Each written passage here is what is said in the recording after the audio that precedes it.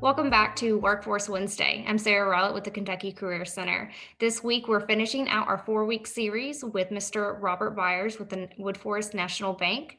Our last series, we're going to talk about prepaid cards. Thank you so much for joining us again. All right, and thank you. Uh, Hello, everyone. Let's jump right into it. So, prepaid cards. Prepaid cards allow you to spend or access money loaded onto them. They usually aren't linked to an actual checking or savings account. Before you use one, you really need to understand the features and fees. So, just understand that a prepaid card is not the same as a debit card. And the biggest reason is because it's not linked to an account. So whatever money that you want to spend, you load it on there. Access money loaded onto the card. You can load the money in person. You can load it on the phone, online, or even through a mobile app.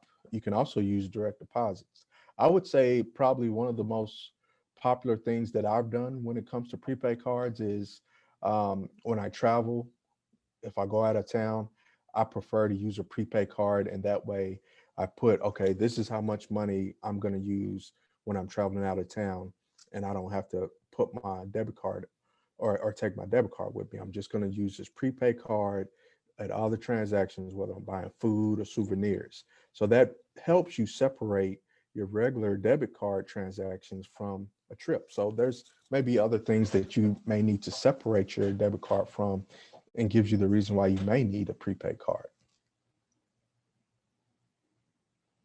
Kinds of prepaid cards. So there's reloadable prepaid cards, which means you can put money on it, and then once you use all the money, you can put money on again.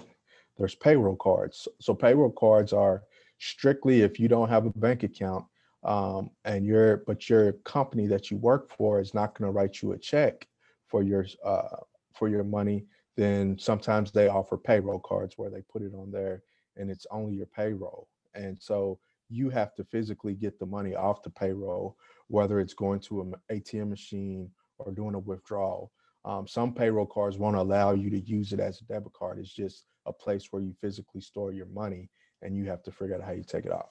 Electronic benefit transfer, EBT cards. So there's different types of cards that provide different services as it relates to EBT. College or university identification cards. I know when I was in college, we had a college ID, and in order for me to go eat at some of the restaurants, I went to UK, University of Kentucky. It was all my money for eating, at the different locations was on my university card, so I would just use that to eat. So that's another type of prepaid card. Um, and then prepaid cards for specific stores or transportation. So if you ride city transportation, instead of buying bus passes, you can just put money on a card and use it that way. And same with certain stores. If you frequent certain stores, you can just put money on there and go directly and spend that money at that store. Lost or stolen prepaid cards. How to report a lost or stolen that you did not make or use. So a lot of times they have a phone number on the back of the card that if you lose or someone steals it, that you call. So what I recommend doing is physically writing that number down on a separate piece of paper and putting it in your wallet or purse, because obviously if you lose it or you can't find it and you haven't memorized that number, how are you going to call it lost or stolen? So having that phone number at all times to where you can call it, or maybe even save it in your phone as a contact. And that way, if something happens, you go straight to that contact and you can let them know, alert them that your card has been stolen and the last transaction you made. Um, and generally, you must register a card with different protections offered by the card issuer. So they want to make sure that that card is protected so that you don't get scammed out of your money.